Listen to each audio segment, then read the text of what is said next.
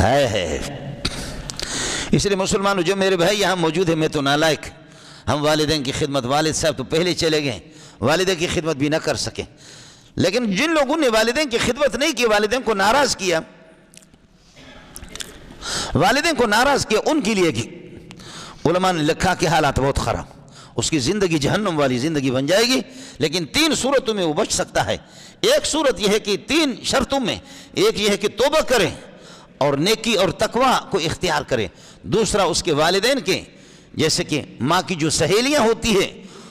ان کی بھی خدمت کرے، ان کو بھی راضی رکھے، ابا کے جن سے دوستی تھی ابا کے دوستوں کو راضی کرے، اور پھر ہر نماز کے بعد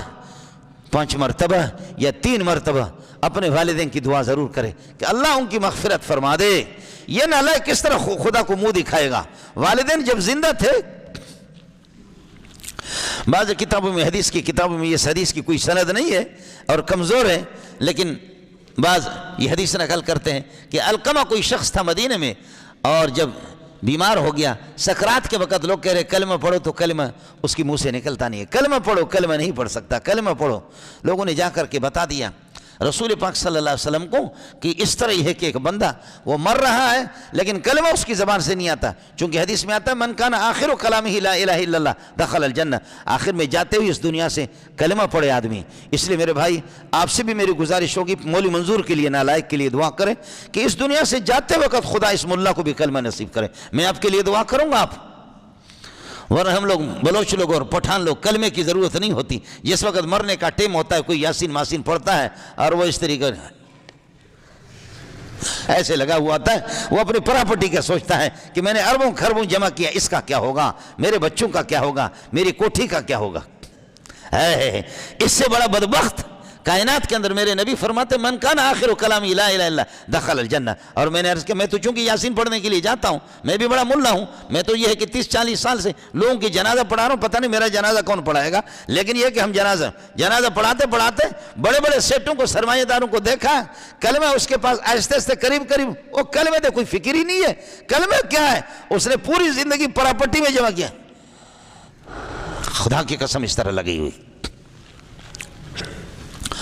تو فرمایا کہ اس بندے کے دائیں بائیں لوگ بیٹھے ہوئے کلمہ پڑھ رہے، اس بندے، اور آخر میں پھر چونکہ کروڑوں اربوں جمع کیا ہے تو بیٹا کر کے کہتے ہیں والد صاحب جا رہا ہے، والد صاحب کے لیے یاسین پڑھو۔ میں جا کر کے اس کے قریب بیٹھ گیا، یاسین والقرآن الحکیم انک لمن المرسلین علی صراط مستقیم پڑھ رہے۔ بیٹا کہتا ہے حضرت اللہ کے لیے ذرا اچھی سی یاسین پڑھو۔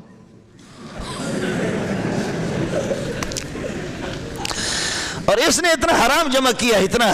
کیا ہے، اس کو یاسین کی طرف بھی توجہ نہیں ہے، اس کو کلمے کی طرف بھی توجہ نہیں ہے، اس بلوچ کو اور اس پٹھان کو اور اس سندھی کو اس طریقے پر لگا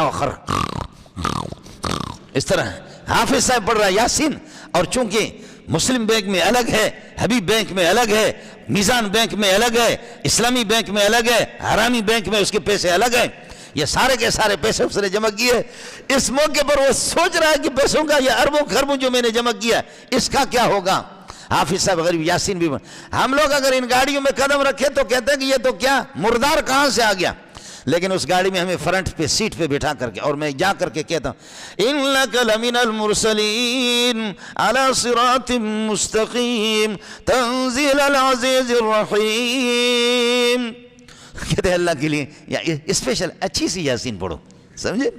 تمہارا باپ کوئی اچھا ہی رہا کہ اس کے لیے اچھی سی یاسین پڑھے، پڑھ تو رہے اور کیا کر رہے، سمجھے؟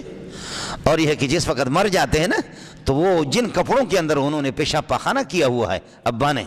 اب بیٹے کو، یہ ایسا نالائق قسم کا بیٹا ہے، 3 دن برف خانے میں ابا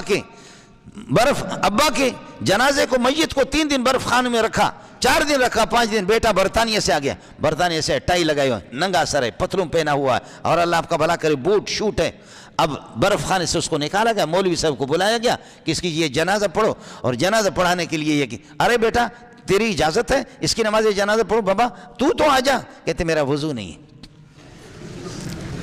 اب ظاہر ہے کہ یہ پتلون اترے گا کہاں،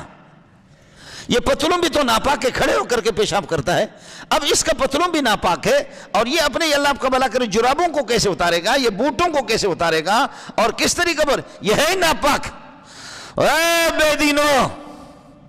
کس کے لیے تم پیسے جمع کرتے ہو؟ آخر تمہارا وفادار محمد رسول اللہ اور اللہ کی ذات ہے، آخر تمہارے وفادار یہی تبلیغی ہے اور یہی مولوی ہے جو تمہیں غسل بھی دے کر کے، باقی جب تک تو جوان تھا تو اس بیٹے کی ماں مزے لے کر کے اپنے ساتھ تمہیں سلاتی تھی، لیکن اب تو چونکہ کباڑا ہو گیا، اس وقت بیٹا تمہاری شرمگاہ کو دیکھنا نہیں چاہتا، مولوی نالا کھولا کر کے تمہاری شرمگاہ کو دیکھے، شرم تو آنی چاہیے، ہمیں غسل دینا چاہیے، نماز جنازہ بیٹا پڑھے، اس نے اپنی آخرت کو تباہ کی اپنے لیے،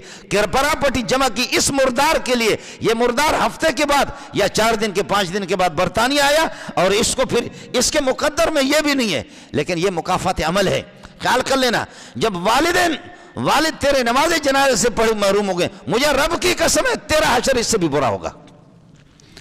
تیرا حشر اس سے برا ہوگا۔ تو اپنے والدین کی خدمت نہ کر، تو یہ امید رکھ، یہ جھوٹی امیدیں ہیں، یہ جھوٹی امید ہے، جھوٹی آرزو ہے، والدین کی خدمت نہ کر، تو یہ توقع رکھ کہ تیری اولاد تیری خدمت کرے، نہیں، تو والد کو بوڑھے کو اٹھا کر کے یہاں سے 2 میل کے فاصلے پر جنگل میں لے جا کر کے 2 میل کے فاصلے پر اللہ آپ کا بھلا کریے کہ اس کو پھینک دیتا ہے، وہاں پر وہ مر جائے، مردار ہو جائے، اور جب تو بڈھا ہو جائے گا، آنکھوں سے نابینا ہوگا، کانوں سے یہ کہ بہرے ہو جائیں گے، زبان تیری لڑ کھڑائے گی، تو بول بھی نہیں سکے گا، تو جب تیرا حال ہوگا تیرے بچے بھی انشاءاللہ اٹھائیں گے۔ تو نے 2 کلومیٹر کے فاصلے پر جنگل میں والد کو پھینکا ہے، انشاءاللہ یہ 4 کلومیٹر کے فاصلے پر آپ کو پھینکیں گے۔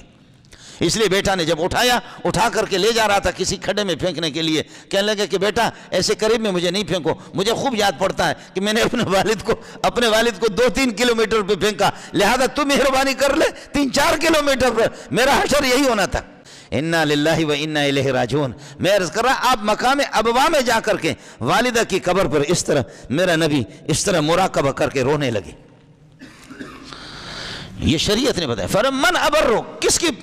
کے ساتھ حسن سلوک کروں؟ فرمایا اپنی والدہ کے ساتھ۔ 3 مرتبہ کے بعد فرمایا پھر کون؟ فرمایا اپنے والد کے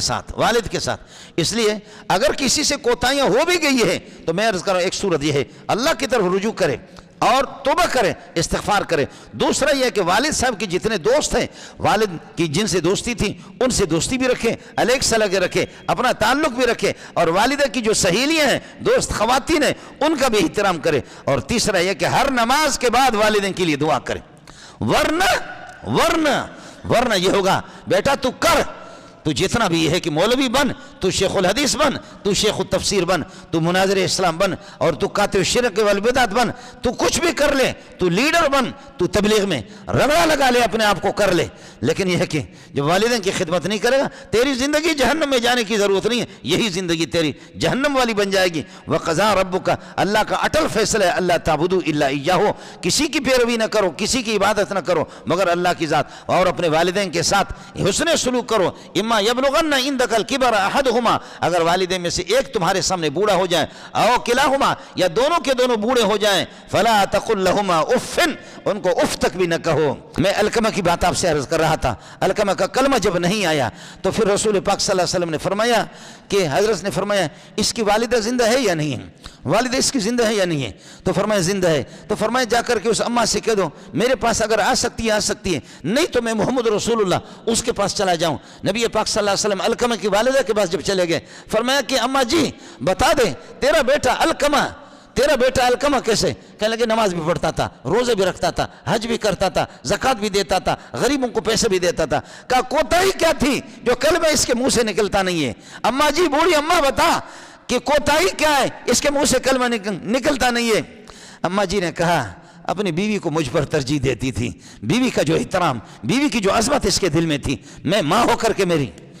فرمایا کہ اللہ اکبر، پھر فرمایا آپ نے فرمایا لکڑی جمع کرو، میں محمد اس کو آگ لگاتا ہوں۔